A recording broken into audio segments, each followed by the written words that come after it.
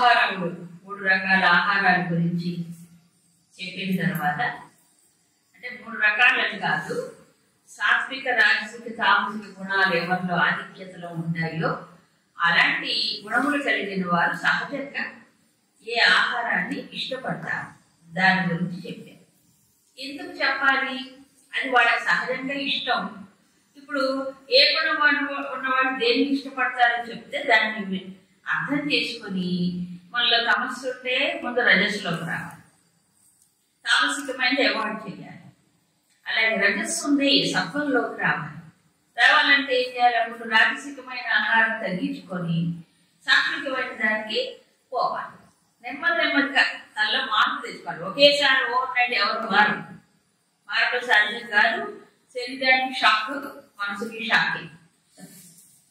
అందుకని నెమ్మదిగా మార్చుకోవాలి అలవాట్లు కానీ ఏదైనా సరే.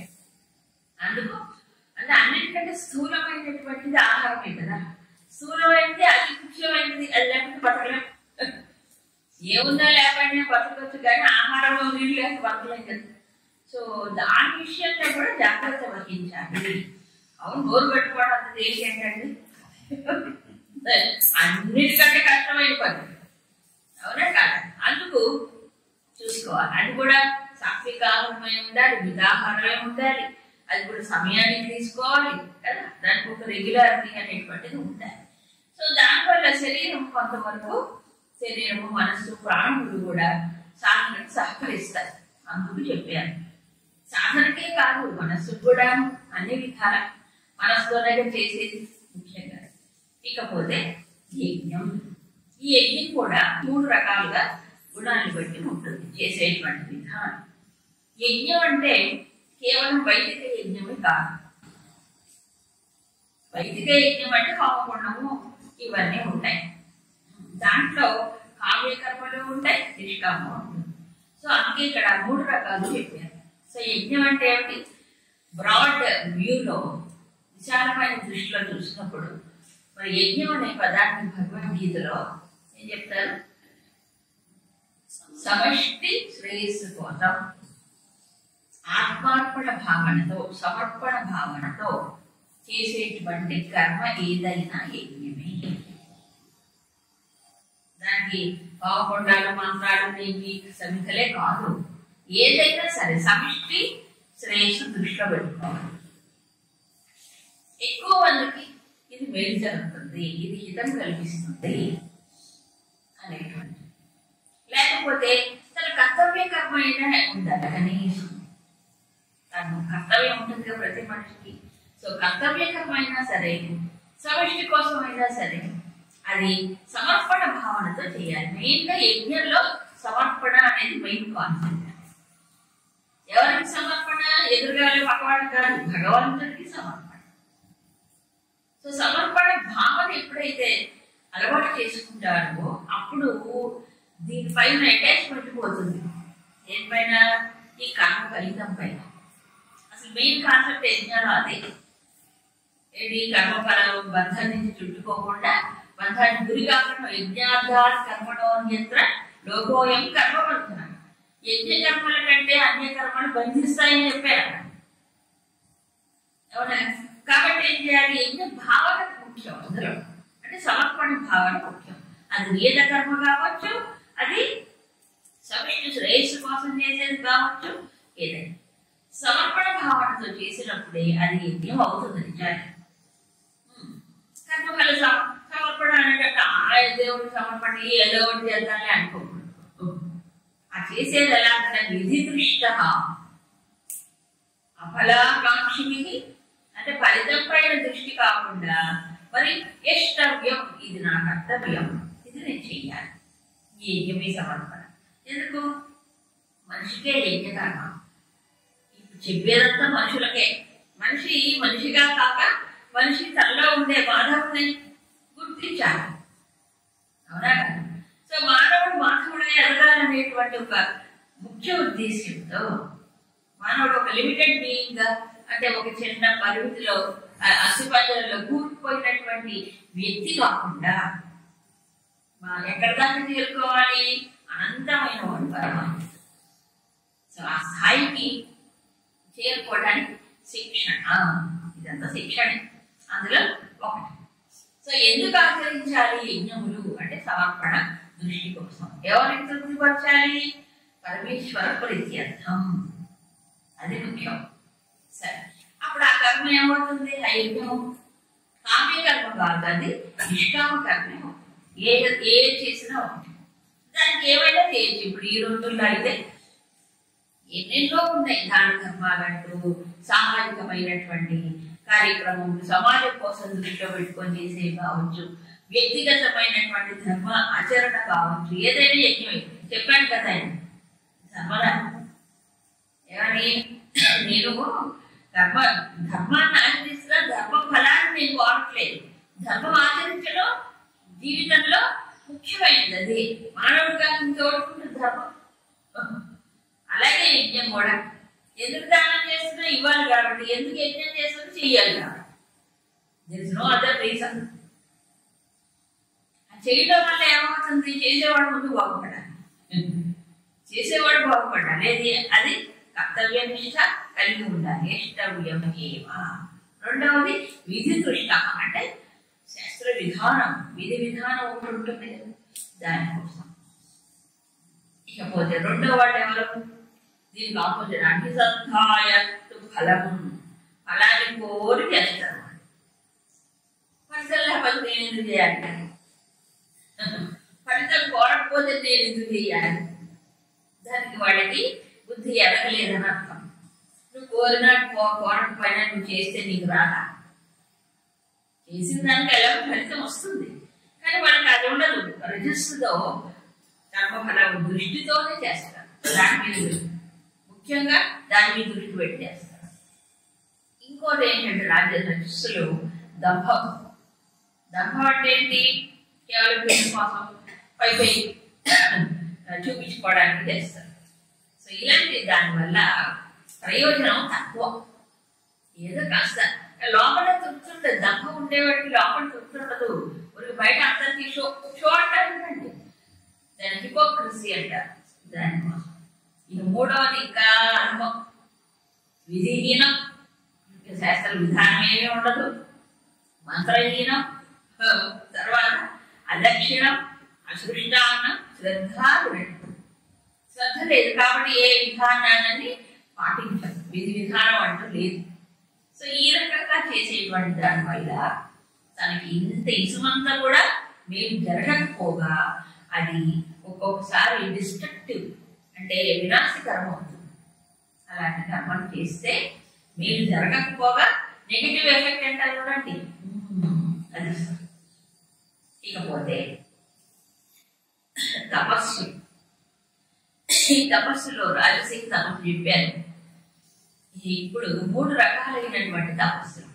మనిషి సాత్విక గుణాన్ని పెంచుకోవడానికి, సాత్వికమైనటువంటి గుణ ఆధిక్యతలో ఉండాలి అంటే 3టిని శుద్ధము చేసుకోవాలి. త్రికరణములు అన్నారు కదా, మనోవాక్కాయములకు తపస్సు. ఏమండి అన్నిటి కలిపి ఒకటే చెప్పకూడదా? చెప్పడానికి కుదరదు. ఎందుకు కుదరదు? మనం తలస్నానం చేయడానికి షాంపూ వాడతారు ఈ రోజుల్లో, దేహ స్నానం చేయడానికి సబ్బు వాడతారు, అవునా? బట్టలు ఉతుక్కోవడానికి వాడతారు సబ్బో, బట్టల సబ్బో వాడతారు. ఏ అన్నిటికీ ఒకటే వాడచ్చుగా? వాడచ్చు కదా, ఎందుకు వాడదు? అది అంతే, పాడే, అవునా? షాంపూతో బట్టలు ఉతుకరు, ఒట్టి సబ్బుతో తలసిన బట్టలు ఉతకరు. దీనికి అదే ఉంటుంది కదా. 3 ఉపాసులు ఉంటాయి. 3 ఉపాసులు ఒకదానికంటే ఒకటి సూక్ష్మమైనది. కానీ స్థూలమైన ఉపాధికి స్థూలమైన శిక్షణే కావాలి, సూక్ష్మమైన దానికి సూక్ష్మమైన స్థాయిలోనే శిక్షణ కావాలి. ఇంకా సూక్ష్మ మనస్సు దానికి ఇంకా సూక్ష్మమైన సాధన కావాలి. అంతేగాని సూక్ష్మంతో స్థూలాన్ని క్లీన్ చేయలేము, స్థూలం దాంతో సూక్ష్మమైన దాన్ని శుద్ధం చేయలేము. చేయలేక దీని దానికి అంటే 3 రకాల తపస్సులు చెప్పారు. ఇదంతా సాత్వికమే, 3 కూడా సాత్వికం. ఒకటి దేవ ద్విజ గురు ప్రాజ్ఞ పూజనం శౌచం ఆర్జవం బ్రహ్మచర్యం అహింస. అందులో దేవతలు ద్విజులు గురువులు ప్రాజ్ఞులు వీరిని పూజించడం అంటే పసుపు కుంకుమలు హారతులు కొబ్బరికాయలు కాదు. ఇక్కడ మరేమిటి పూజ్య భావన వందన, ఒక రకంగా ఆరాధన గౌరవం ఏదో. దీనివల్ల ఎక్కువ బెనిఫిట్ ప్రయోజనం ఎవరికంటే ఆరాధించేవాడిగా ఉంటుంది. ఎంతగా వాళ్ళని మనం అనుసరిస్తామో, అనుసరించాలంటే ఏం చేయాలి? గౌరవం ఉండాలి, వందన ఉండాలి, పూజ్య భావన ఉండాలి. లేకపోతే మనం శిరోధార్యంగా స్వీకరించలేము. ఆ స్వామి చెప్పండి నేను అట్లా చెప్తాను అంటే ఇట్లా కాదు కదా. ముఖ్యంగా ముందు దేవతలు చెప్తారు. ఓ మనకి ఎంతమంది దేవతలు, ఈ ప్రకృతి శక్తులు అన్ని దేవతలే. ఆ శక్తులే లోపల కూర్చున్నాయిగా, లోపల తీసుకొచ్చి పెట్టాడు. ప్రకృతిలోంచి తీసుకొచ్చి పెట్టాడు ఎవరు? ఆ పరమేశ్వరుడే.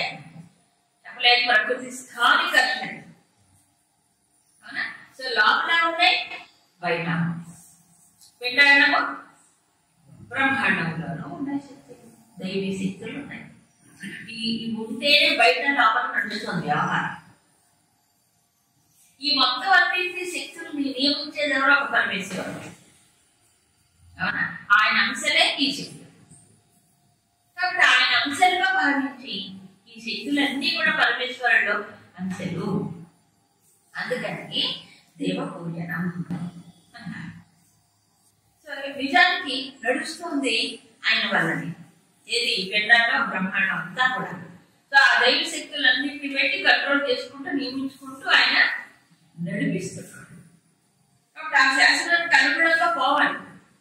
అంతేగా, వెళ్ళకపోతే ఏమవుతుంది? దెబ్బలు పడవు. అప్పుడు ఇంద్రియాల రాముడు కాకూడదు. మరి ఏం చేయాలి? ప్రసన్నం చేసుకొని దేవతల ఆశీర్వాదం ద్వారా వీలు పొందాలి తప్ప, అంతే తప్ప ఇంద్రియ శక్తుల్ని తమ భోగం కోసమో లేకపోతే ఏదో దానికోసం ఉపయోగిస్తే వేస్ట్ చేసుకుంటున్నాడు. శక్తులు ఉన్నాయి, దాన్ని వృధా చేసుకుంటున్నాడు. కాబట్టి ఏం చేయాలి? ఇవి దైవీ శక్తులు నాలో ఉచ్చి కూర్చున్నాయి, ఈ ప్రపంచాన్ని నడిపిస్తున్నాయి. కాబట్టి దేవతలను ఎలా ఆనందిస్తాం అట్లాగే అప్పుడు ఆటోమేటిక్ గా ఇంద్రియాలు కంట్రోల్ అవుతాయి. ఎందుకు? దైవీ శక్తులుగా ఉంటాయి. వీళ్ళందరికీ మూలం పరమేశ్వరుడు కాబట్టి ఈ లోపలంతా ఈ శరీరాన్ని, మనసుని, బుద్ధిని, ఇంద్రియాలని నడిపించే శక్తులు ఎక్కడున్నారు? లోపల పెట్టామన్నారు. ఈ అనుసంధానం వల్ల ఏమంటారు చెప్పండి? మనిషి భావన సిద్ధి కలుగుతా, తర్వాత అహంకారం ఉంటారు. నేను చేస్తున్నానా, చూస్తున్నానంటే కంటికి అతి దేవత ఉన్నాడు. నేను వింటున్నానంటే శ్రోత్రేంద్ర దానికి అతి దేవత ఉన్నారు. నేను చేస్తున్నానంటే ఈ ఇంద్రియానికి అతి దేవు లేరా? అన్నిటికీ అతి దేవత. లేదు మనకి మాట మాట ఏమవుతుంది? పొడుచుకు వస్తుంది. ఏం పొడుచుకు వస్తుంది? నేను కడతాను, నేను పాడుతాను, నేను జ్ఞానం. ఎప్పుడు ఇదే ఎంత నిరంతరం ఉంటుందో ఎప్పుడూ ఉంటుంది. అవునా కదా? ఈ కర్తృత్వ, భోక్తృత్వ, జ్ఞాతృత్వ, నేతృత్వాలు అన్నీ పోవాలంటే ఇక్కడే భగవంతుని యొక్క ఉనికిని ఈ శక్తుల రూపంలో ఉన్నాడనే భావన ముఖ్యం. అది పూజ భావంతోనే. పరోక్ష ప్రియాయుడి దేవాహ, పరోక్ష ప్రియులు అనమాట. డైరెక్ట్ గా వచ్చి డైరెక్ట్ గా చేస్తూనే ఉన్నారు. ఎలా అంటే భావన ముఖ్యంగా భావం. అది ఇప్పుడు వాయుదేవుడు పూజించాలంటే ఏంటి? వాయుదేవుడు గల్లేస్తారా పసుపు కుంకుమ? ఎలాగో అవునా? ఇవన్నీ కూడా నియమంగా ఉండటం. అందుకే నియంత్రించడం. ఇంద్రియములు భగవత్ శక్తులు కాబట్టి అనవసరంగా శక్తులు వేస్ట్ చేసుకోకూడదు. మంచి విషయాలనే స్వీకరించాలి. ఇవన్నీ కూడా ఉన్నాయి. 12 రకాల యజ్ఞం 4వ అధ్యాయంలో చెప్పాడు. చెప్పలే? 4వ అధ్యాయంలో 12 రకాల యజ్ఞం చెప్పాడు. ఇవన్నీ కూడా దేనికి? శుద్ధి యజ్ఞం. ఇక్కడ ముఖ్యంగా అవన్నీ సమీకరించి 3గా చెప్పాడు. సరే, ఇక తర్వాత ద్విజ గురు ప్రాజ్ఞ. ద్విజ అంటే చెప్పుకున్నాం, అంటే జీవితం యావత్తు కూడా వైదిక మార్గంలో మార్గంలో మరి నిలిపినటువంటి వాడు. అంటే ఏంటి? ద్విజుడు అంటే రెండో జన్మ కలిగిన వాడు. అంటే ఉపనయన సంస్కారం తర్వాత ఇక వేదాధ్యయనం అని యజ్ఞయాగాలు అని ఇలాంటి చక్కని జీవితం గడిపేవాడు. సో వాళ్ళు బ్రహ్మజ్ఞానం కలిగినటువంటి మహాత్ములు కూడా ఉంటారు. సో ఇవందరూ కూడా ఈ జాతి సంస్కృతిని వైద్య మార్గాన్ని చక్కగా నిలిపేటువంటి వారు కాబట్టి అలాంటి వారిని గౌరవించడం మంచిదే. కాబట్టి ఈ ద్విజులు కానీ గురువులు కానీ ప్రాజ్ఞులు కానీ ఏం చేస్తారంటే ఒక నావ నడుస్తున్నప్పుడు దిక్సూచి ఎలా ఉపయోగపడుతుందో, దిక్సూచి తెలుసు కదా, ఇప్పుడు ఉత్తర దిక్కు చూపిస్తుంది. అలాగే ఈ ముగ్గురు ద్విజ గురు ప్రాజ్ఞులు ఎప్పుడు మనం ఏం చేస్తారు? తప్పుదారిలో పడిపోకుండా, అజ్ఞానంలో కూరుకుపోకుండా దిక్సూచిలాగా మన దారి ఏమిటి, మన లక్ష్యం ఏమిటి ఎప్పుడు అది సూచించే వాళ్ళే ద్విజులు గురువులు ప్రాజ్ఞులు. అంతే కదా.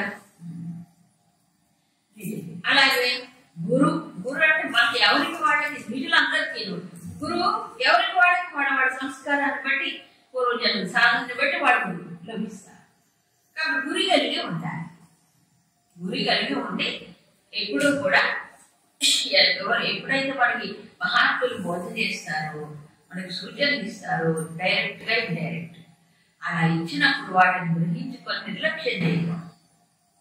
చెప్తారు ఎప్పుడు నిజమైన సద్గురు అట మనం ఎప్పుడైతే మనసులో ధారణ చేస్తామో అంతర్గతంగానే సూచనలు ఇస్తాం. బయట చెప్పుకునే పనే చెప్పాల్సిన అవసరం లేకుండా, ఇంకొకటి చెప్పించుకునే అవసరమే ఉండదు. అంత లోపల గురువుని గురి పెట్టుకుంటే గురి తప్పని చక్కగా మార్గాన్ని దర్శింపజేస్తారు. అయితే అంత సూక్ష్మత్వం అందరికీ ఉండదు కాబట్టి బాహ్యంగా కావాలనుకుంటారు, ఆధారపడతారు. లేకపోతే ప్రాజ్ఞులు. ఇక్కడ ప్రాజ్ఞులు అంటే వీళ్ళు ద్విజులు గారు తర్వాత గురువులు కాకపోవచ్చు, కానీ కొంతమంది మంచి విశేషమైన జ్ఞానం కలిగిన వారు ఉంటారు. జన్మతః ఉంటుంది వాడికి, వాడు బ్రాహ్మణులు కాకపోవచ్చు, ద్విజులు కాకపోవచ్చు, గురువులు కూడా కాకపోవచ్చు, ప్రాజ్ఞులు అంటూ ఉంటారు.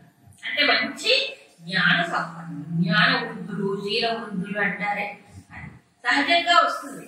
విదురుడు ఉన్నాడు, ఆయన ద్విజుడు కాదు, గురువు కాదు, కానీ ఎంత గొప్పవాడైనా ఆయన తెలియని నీతి ఉందే చెప్పండి.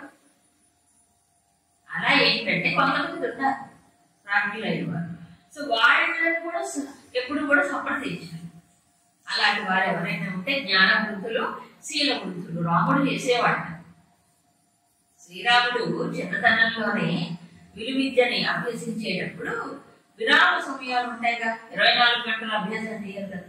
విరామ సమయంలో రాముడు ఏం చేసేవాట? 3 రకాల వృద్ధులు సేవించేవాడు. సేవించడం అంటే దగ్గర కూర్చొని వాళ్ళ దగ్గర నుంచి పొందేవాడు జ్ఞానం. జ్ఞానవంతులు, శీలవంతులు, వయోవృద్ధులు అంటారు. జ్ఞానవృద్ధులు, శీలవృద్ధులు, వయోవృద్ధులు, ఈ ముగ్గురిని కూడా ఆయన వాళ్ళ దగ్గరికి వెళ్ళి కూర్చొని మంచి విషయాలన్నీ నేర్చుకుంటారు. రాముడు అందుకే రాముడు. అలాగే ప్రాజ్ఞులు అనేటువంటి వారు ఉంటారు. వాడు మంచి ప్రవర్తన, సచ్చీలము కలిగి ఉంటారు. శాస్త్రం చదువుకోవాలి, సచ్చీలాంటి శాస్త్రానికి సంబంధం లే, అవసరమే లేదు. సహజంగా గుణములేగా ఇది చేత మంచి నడవడికతో మంచి జీవనాన్ని గడిపేవారు, మంచి శాస్త్రజ్ఞానం కలిగినటువంటి జన్మతః వస్తుంది కొంతమంది అనుభవజ్ఞులైన వారు. సో వాళ్ళ సూచనలు, వాళ్ళ సలహాలు అవసరం జీవితాలు. ఇది కూడా మంచిది. తర్వాత పూజించడం అంటే అదే వాళ్ళని మన్నించి, గౌరవించి, ఆదరించి వాడి ద్వారా మంచిది మనం స్వీకరించాలి. జీవితానికి కావలసినటువంటి ఎన్నో విషయాలు వాళ్ళు అనుభవంతో కొన్ని తెలుసుకుంటారు, జన్మతః కొంత తెలుసుకుంటారు వాళ్ళు. శౌచం, ఆర్జవం. శౌచం అంటే శుచిత్వం, అది చాలా అవసరం. అన్ని విధాలుగా శారీరకమైనటువంటి శౌచం. ఎందుకు అంటే ఒకటి బాహ్యమైనటువంటి శౌచము ఆంతరంగికమైన ఒక ప్రశాంతతకు దారితీస్తుంది కొంతమంది. ఇప్పుడు మనం ఏదన్నా కనీసం కూర్చోవాలనుకోండి ఒక చోట, ఏదో ఆలోచించాలో ఒక చోట కూర్చోండి. ప్రదేశం ఎట్లా ఉంటారు? చెత్తాచెదారం అన్ని ఉంటారు, మధ్యలో కూర్చుంటే ఎలా ఉంటుంది అసలు? మరి మరి మంచి పూజలు పురస్కారాలు యజ్ఞాలు యాగాలు ఇవన్నీ చేసినప్పుడు ఇంకా పరిశుభ్రత ఉండాలి.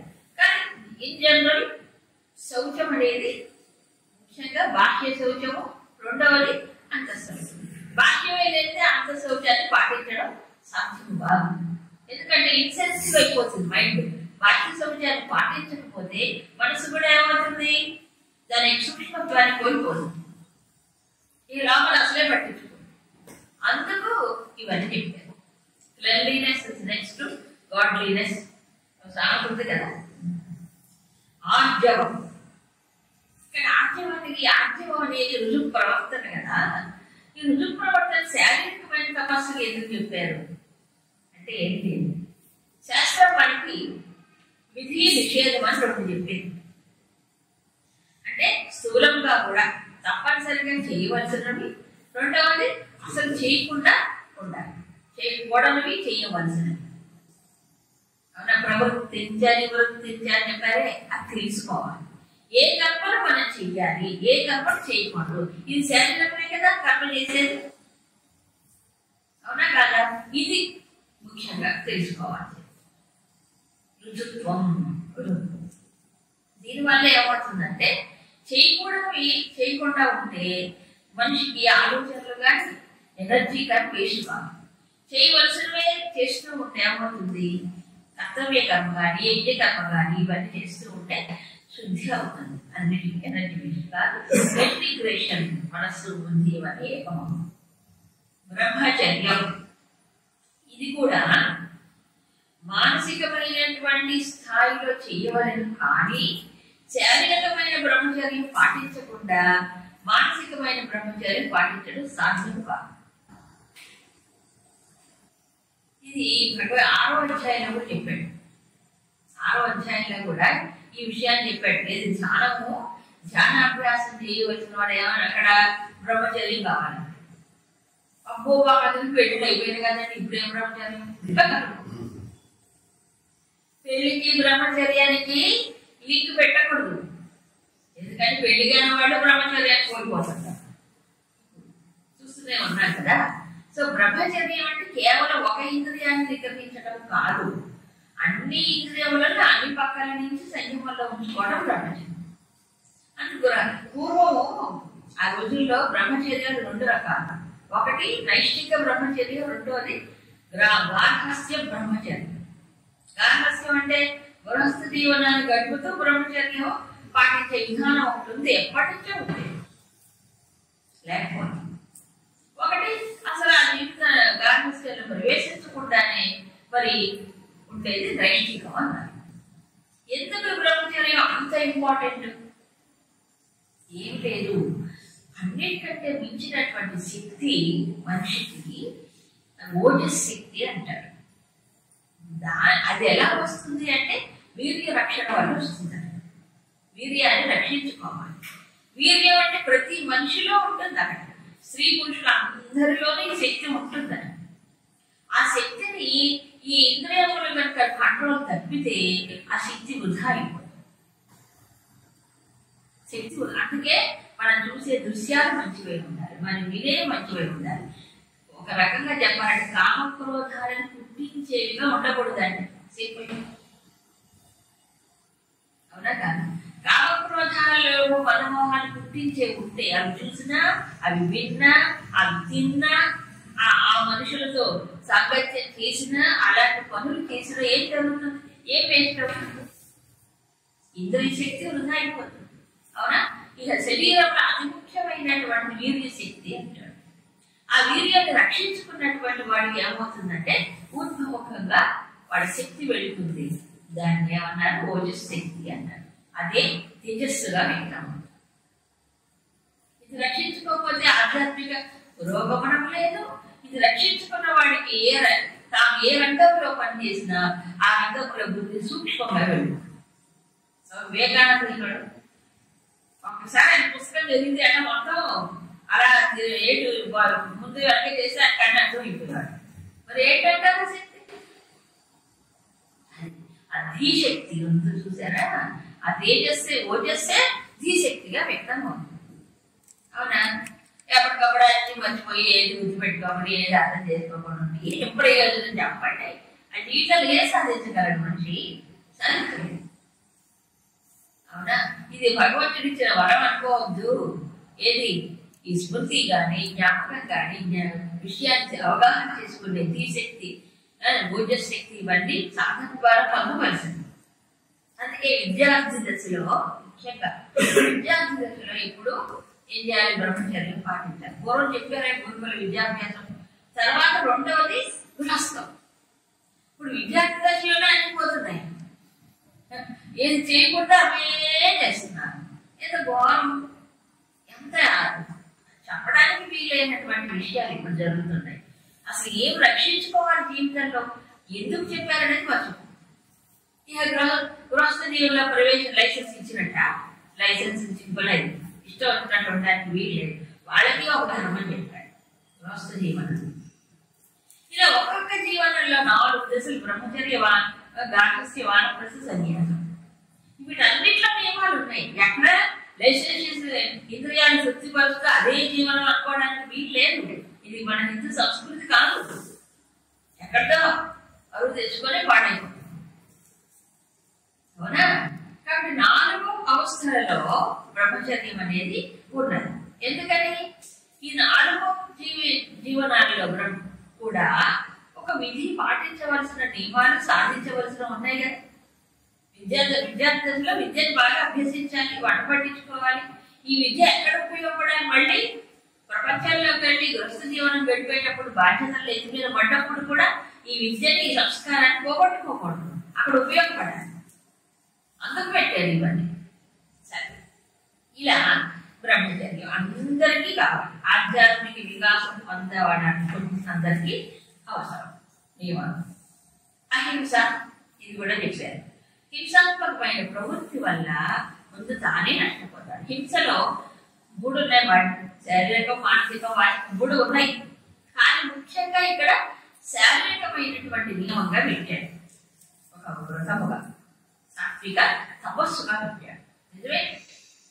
ఇప్పుడు మనస్సులో ఎక్కువ క్రోధం వచ్చినప్పుడు శారీరక హింసకి దిగుతాడు. అదైనా కంట్రోల్ చేసుకోవాలి కదా, తర్వాత మనసుకు కంట్రోల్ చేసుకోవచ్చు. అవునా కదా? దెబ్బలు కొట్టుకునేదాకా, ఇతరులని మరీ శారీరకంగా హింసించేదాకా పోకూడదు. అంతదాకా క్రోధం, ద్వేషం అనేది పెరుగుతాయి. కానీ దాన్ని మనసు స్థాయిలోనే కంట్రోల్ చేసుకోవాలి. శారీరకంగా వచ్చేది అందరినీ కొట్టి తిట్టి హింసించి దీనివల్ల ఏమవుతున్నాడు? ఇంకా బటనా అయిపోతుంది మనిషి. కాకూడదు కదా. మనిషిగానే జీవించాలి కదా.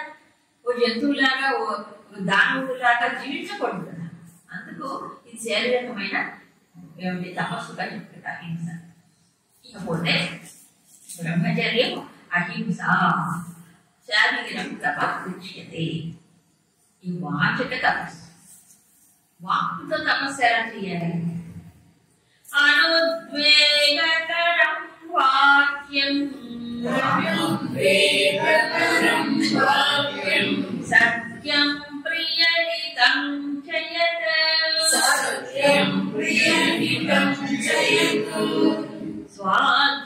స్వాధ్యాయాభ్యసనం చైవ వాంగ్మయం తపముచ్యతే.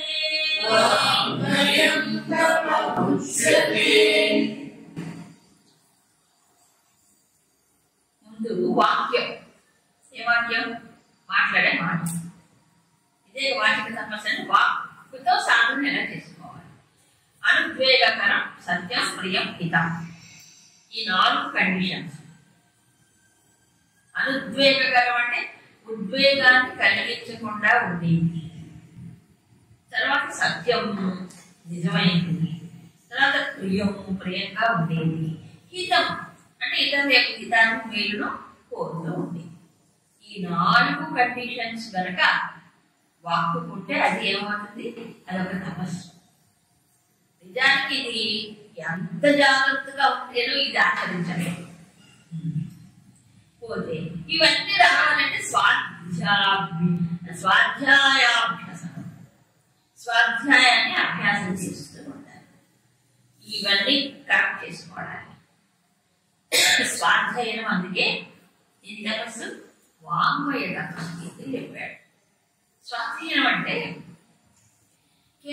పారాయణం ఒకటి వస్తుంది, వేద పారాయణం అని, లేకపోతే స్తోత్ర పారాయణం కావచ్చు, లేకపోతే భగవంతుని నామమును ఏదైనా కావచ్చు. కానీ అసలు స్వాధ్యాయం ఏంటి అంటే శాస్త్రములో ఉండే విషయాలను ఏదైతే మనం ఊరికి పారాయణం కాకుండా భగవద్గీత మొదలైనవి, భాగవతం కానీ భగవద్గీత కానీ ఇతిహాసములు కానీ పురాణములు కానీ ఈ శాస్త్రాలను చదువుకుని, అవునా, చదువుకొని ఏం చేయాలి, దాన్ని ఆ విషయాల్ని ఆకలింపు చేసుకుని అభ్యాసంలోకి తీసుకురావాలి. మనం చదువుకున్నవి, మనం విన్నవి మనం తెలుసుకోవాలి. ఆ స్వాధ్యాయం కింద చెప్పాడు ఇది కూడా. ఏది ఒట్టి పారాయణం కాకుండా విషయాల్ని లోపలికి స్వీకరించాలి. అధ్యయనం. అధ్యయనం అంటే బుద్ధితో చేయవచ్చు. ఇప్పుడు ఊరికి ఏమైపోయిందంటే రాను పారాయణాలు ఎక్కువైపోయింది. పారాయణం దగ్గర ఆగిపోతుంది. అది ఆగిపోతుంది. పారాయణం చేసుకుంటే తప్పులేదు, మంచిదే. దానివల్ల భగవంతుడి యొక్క నామం కానీ భగవత్ ప్రసాదితమైనవన్నీ కూడా వాక్కుతో ఉచ్చరించడం మేలు కలిగిస్తుంది. దానివల్ల ప్రాణానికి కానీ శరీరానికి కానీ చుట్టుపక్కల వాతావరణం కానీ బాగుంటుంది. కానీ అంతటితో కాదు, స్వాధ్యయనం. తనకు శాస్త్రాలు వినాలి, తెలుసుకోవాలి, అర్థం చేసుకోవాలి, ఆకలింపు చేసుకోవాలి, అది జీవితంలో ఉపయోగించుకోవాలి. సో దీనివల్ల ఏమవుతుందంటే ఈ వాక్కు అనేటువంటిది నియమించబడుతుంది. లేకపోతే వాల్మీకి రామాయణంలో అన్ని చెప్పాను. లేకపోతే ఏం జరుగుతుందంటే మన మనసులో ఒకటి అనుకుంటాము, మనం చెప్పడానికి వచ్చేటప్పటికి సరి అయినటువంటి వాక్కు లేకపోతే ఒకటి అనుకుంటే ఇంకోటి చెప్పేస్తాం, తెలియకుండా జరిగిపోతుంది అని. అవునా? అంటే లోపల అనుకుంటారు ఏదో, కానీ చెప్పడం చేస్తారు. ఎక్స్ప్రెషన్ సరిగ్గా ఉండదు.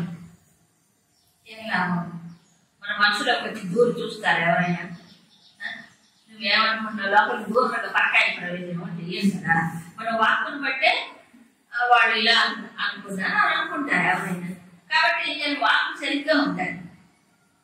మనం ఏది మంచి విషయాన్ని చెప్పాలనుకున్నామో అది చక్కగా ప్రకటించగలగాలి, వాళ్ళకి అర్థమయ్యేలాగా. ఇందులో ఆంజనేయ స్వామి వాడి గురించి చెప్పాలంటే గంట పడుతుంది.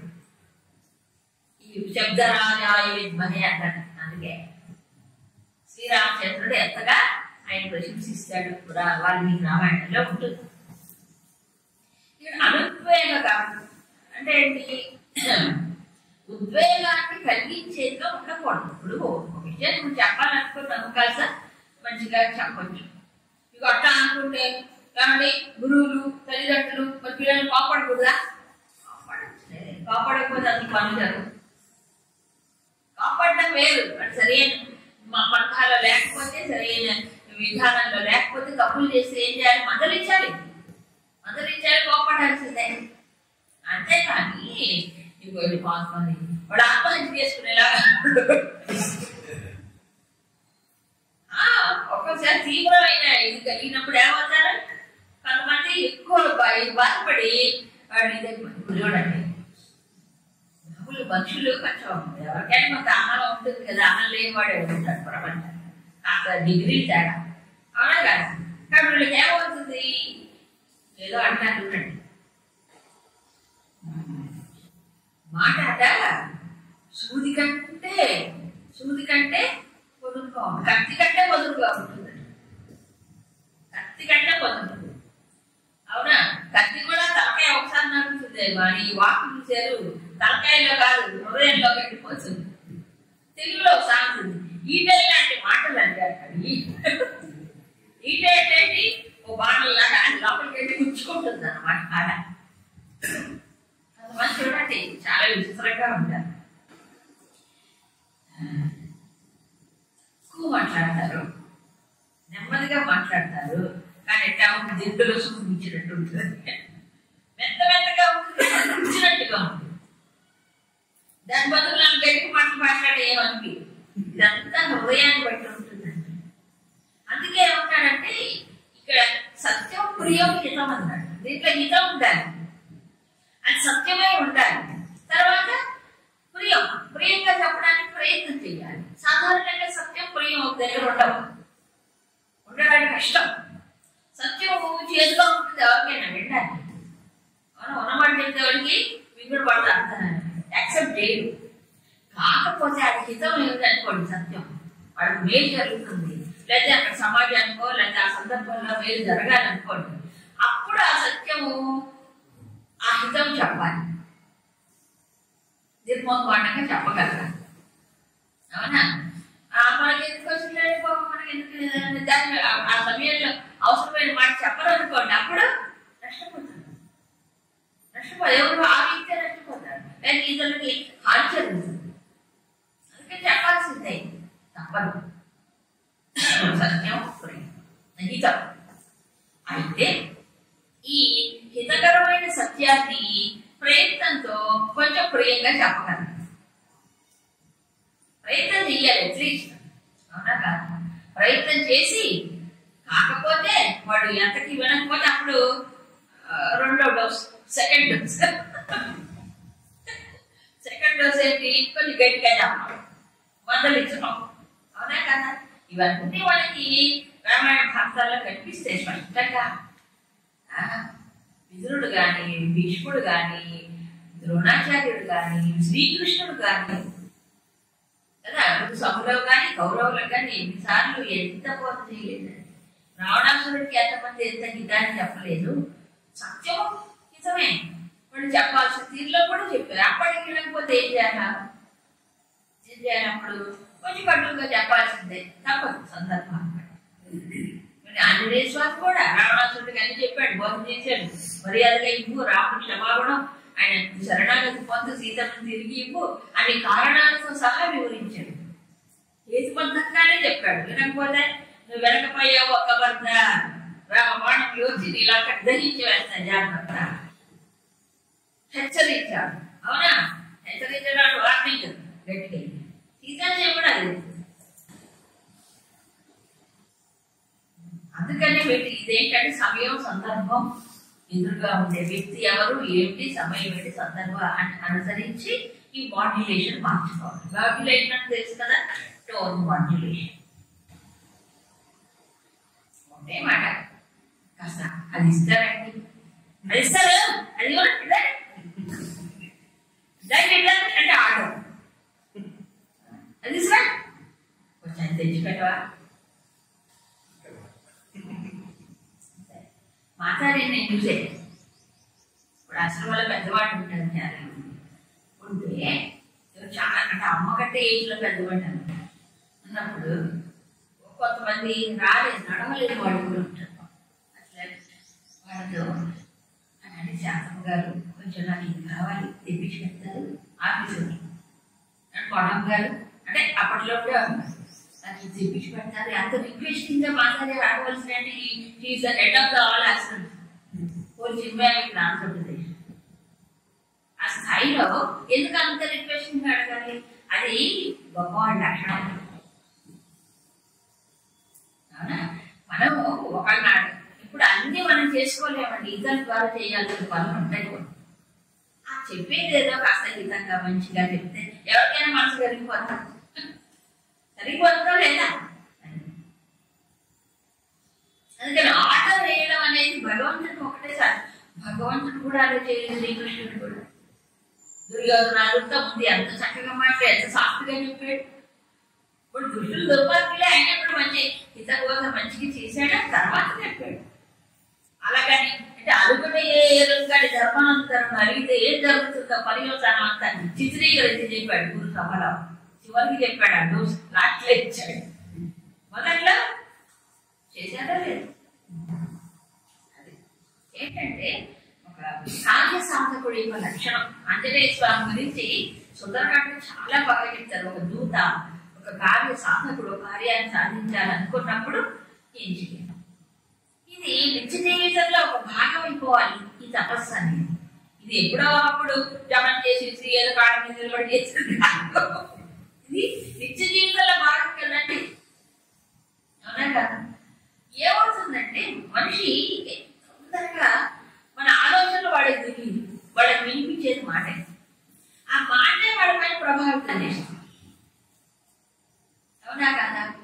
అందుకే అంటారు నోరు మంచిదైతే ఊరు మంచిది అవుతుంది. సామెత లేదు, నోరు మంచిదైతే ఊరు మంచిది.